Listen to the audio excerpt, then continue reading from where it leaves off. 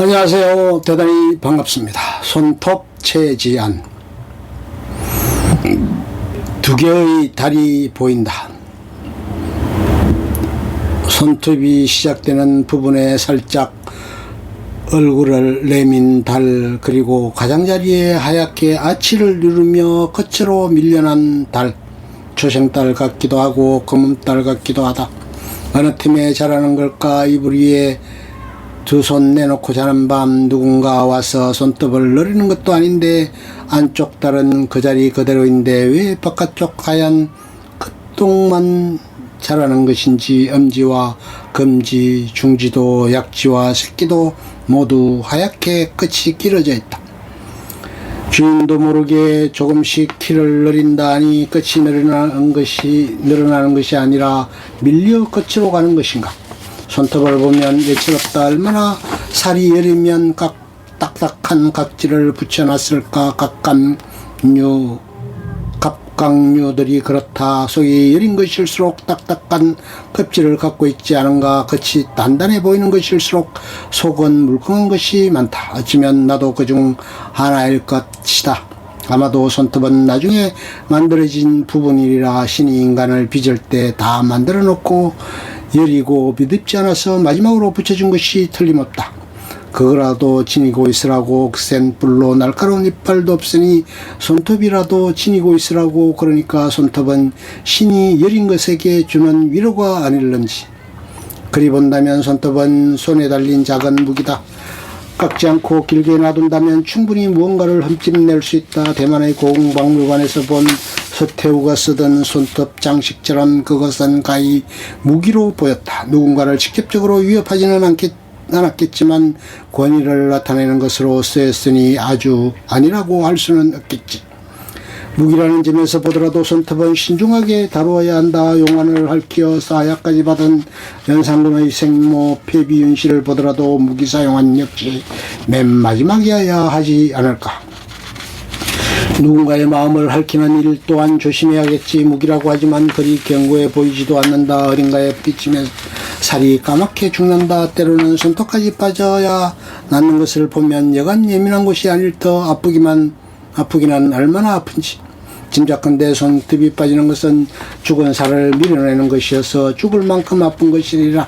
피부치를 보내는 일처럼 누군가를 내 삶으로부터 밀어내던 일도 죽을 만큼 아픈 일이지 않았던가. 포신하지 않게 아픈 곳이 손톱 밑이다. 안쪽으로 들어간 여린 부위에서 가시가 들면 눈물나게 아프다. 이상한 것은 미운 사람도 꼭 손톱 밑 가시처럼 가슴을 파고든다는 것이다. 가시는 가장 약하고 연한 틈으로 파고든다.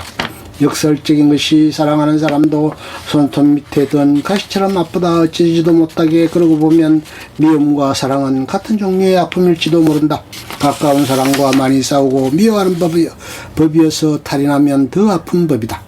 손톱 못지않게 예민하고 까다로운 것도 마음이니까 존재감은 미미하지만 없으면 아쉬운 손톱, 파근파근하게 쪄낸 감자의 껍질을 살살 벗길 때라든지 마늘을 깔 때도 여간 요긴한 것이 아니다. 가려운 것을 긋고 얇은 것을 집을 때도 톡톡히 제 몫을 한다. 이런 미세한 작업을 뭉툭한 손가락으로 할 수는 없어 손톱이 붙어있는 것이리라. 손톱을 보면 그 사람이 보인다. 손은 나이를 속일 수 없다고 하지만 손톱은 직업을 속일 수 없다. 농사일을 하는 사람의 손톱은 까맣고 바이올리니스트는 짧다. 자동차 정비공은 기름때가 끼어있다. 어머니의 손톱 밑은 늘 까맸다. 밭농사에 손이 깨끗할 날이 없었다. 식구들 쉬는 저녁에도 고구마 순을 까고 마늘을 깠다. 내가 좀 꺼들려고 하면 손에 검은 물 든다고 못하겠다.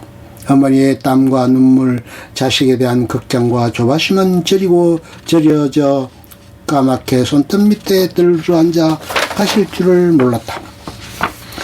그 까만 손톱으로 참기름을 짜고 감자를 캐고 고추를 빻아 내 차에 실어주었다. 손톱을 보면 소비 패턴이 보인다. 현재를 즐기는 요즘 세대의 소비 성향이라고 할까. 적지 않은 수의 여성들은 시간과 돈을 들여 손톱에 작은 사치를 부린다. 네일 샵이나 샵에서 관리받거나 네일 스티커를 구입해 붙이기도 한다. 경제적으로 과대한 사치는 못하지만 그리 많은 돈을 들이지 않고 소소한 부분에서 부유함을 맛보는 소비다. 이들은 미래를 위해 현재 저당 잡히는 삶을 거부한다. 멋진 집을 사지는 못하지만 여행을 가서 비싼 호텔에 머물고 근사한 점심을 먹지 않지만 커피를 마시는데 점심값과 별 차이나지 않는 돈을 지불한다. 작은 것에 사치를 부려 현재의 행복감을 느끼는 소비 행태다. 반짝거리는 매니큐어가 칠해진 긴 손톱, 자기 만족을 누리는 기쁨도 있지만 설거지나 허드렛 일을 하기엔 불편하다. 깝깝하기도 하고 두꺼워진 손톱 때문에 손놀림도 부자연스럽다 하지만 그 점 때문에 그 손톱을 가꾸는 것일지도 모른다. 마치 나는 집안일 따위는 하지 않아도 되는 사람이에요 라고 말하는 듯 소스타인 베벌리는 이렇게 말한다. 노동에 종사할 필요가 없는 유한기업의 소비문화는 실용적인 것보다는 비실용적인 것, 간편한 것보다는 불편한 것, 쉬운 것보다는 어려운 것을 선호한다고.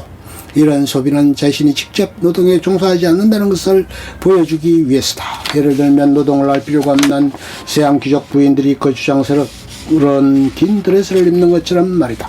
마찬가지로 집안일이나 힘든 일을 하지 않아도 되는 사람처럼 보이고자 길고 예쁜 손톱을 유지하는지도 모른다.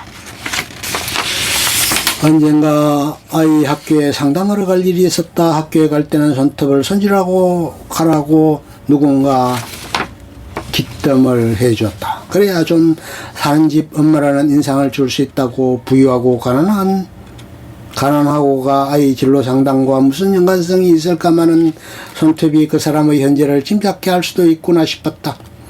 비단 손톱뿐인가 옷과 가방, 자동차, 집, 우리는 있어 보이는 것에 필요 이상으로 신경을 곤두세우고 사는 것이 아닌지 싶었다. 그런데 왜 모임이 있을 때 손톱에 매니큐어를 바르고 싶어지는 것일까? 이런 나의 이중성 자기 기만을 어떻게 해야 할까?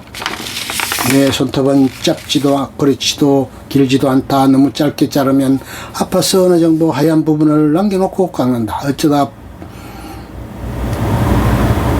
바루투 자르면 손끝이 아파서 고생한다.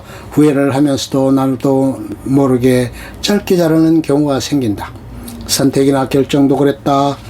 바투 자른 손톱처럼 성급히 내린 결정들의 후회의 시간들을 데리고 왔다가 천천히 아물곤 했다. 간혹 아물지 않고 계속 덧나는 상처도 있다. 보라색이 도는 손톱을 들여다본다. 가만히 보느라면 가리비 조개의 안쪽을 보는 것 같다. 가지런한 여러 개의 빗살이 촘촘한 홍가리비 백악에 오목하게 남은 엷은 보라색이 자꾸만 슬퍼지는 껍데기, 폐주가 끊기는 소리가 들릴 것 같은 손톱 같은 조개 껍데기들이 다 그렇다. 누군가 살았던 작은 집에 커다란 게 잔 공어 여린 살은 어디로 가고 껍데기만 남은 지키고 싶었던 것을 잃은 집, 무언가를 잃는다는 것은 보라색으로 베어드는 슬픔이라고, 이유 없이 마음이 가라앉는 것이라고 말할 것 같은 작은 집. 지키고 싶었던 것이 있었다. 지키고 싶었으나 끝내 놓치고 말았다. 어린 동생의 손을 떠나 하늘로 올라가던 풍선처럼, 많은 버스에서 잃어버린 운동화 한 짝처럼 어이없이 삶에서 밀려난 언니를 놓친 기억, 그것은 내 역사를 관통하는 하나의 축이 되었다. 살아온 이력들을 조개 껍데기 뒤집듯 하나씩 되짚어본다. 그렇게 하지 않으면 그런 일이 생기지 않았을지도 모른다고. 조개 껍데기를 뒤집어도 가정은 가정일 뿐 결과를 바꾸지 못했다. 어쩔 수 없이 내주고 말았다고, 불가항력이었다고 악을 써도 되돌아올 수 없는 것들을 죽을 때까지 손톱 밑을 자르는 가시로 아물지 않는 생인손으로 남았다. 8년간 언니의 손톱을 깎았다. 어려사고로 식물처럼 누워있던 언니는 매년 시들어갔다. 누군가 영혼만 고스란히 빼내어가고 가져가고 몸만 남겨둔 것 같았다. 이상한 것은 사람은 시들어가는데 손톱은 자란다는 것이었다. 일부러 맞춘 것도 아니건만 내가 병원을 찾아갈 때쯤이면 언니의 손톱이 자라 깎을 잼이 되곤 했다. 휠체어에 떼우고 병원을 한 바퀴 돌고 몸을 주무르고 게다 속삭여도 언니는 하품만 했다. 거세 자란 언니의 손톱을 깎고 간병인 주머니에 몇만 원 찔러주고 오는 것이 병문안의 굵직한 일거리였다. 나는 침대에 걸터앉아 아무런 긴장감도 없는 언니의 손을 왼손으로 쥐고 오른손으로 손톱을 깎았다. 사람이 아프면 손톱부터 변한다 하얗고 통통하던 손이 사가서 부서질 것 같았다.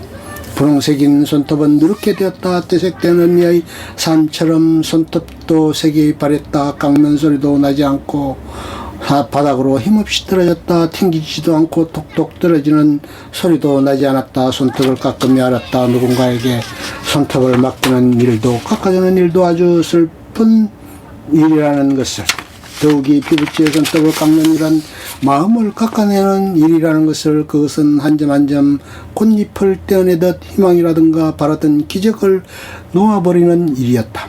어떤 인연은 너무 슬퍼서 잘릴 때도 소리가 나지 않는다. 슬픔이 너무 길면 눈물도 나오지 않는다. 벙어리 울듯 울음은 삭혀져 무금으로 쌓인다. 전화기너머로 아무런 대답도 들려오지 않는 것처럼 나는 여전히 전화기를 들고 있는데 상대는 벌써 종료 버튼을 누른다옵니다.